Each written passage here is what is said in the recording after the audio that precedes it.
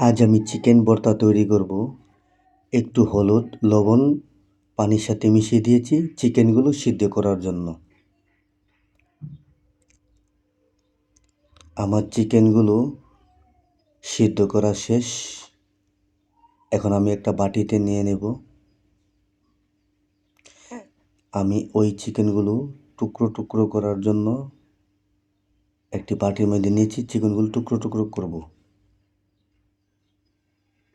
হ্যাঁ, আমার চিকেনগুলো টুকরো করা শেষ। আমি এখন শুকনো মরিচ ভেজে নেব।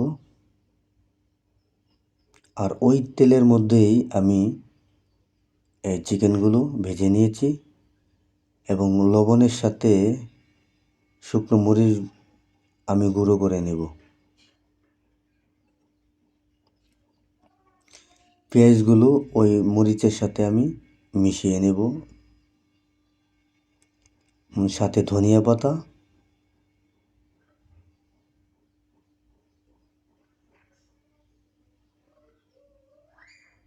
এখন চিকেনগুলো সবগুলো একসাথে আমি মিশিয়ে নেব, সাথে সরিষার তেল।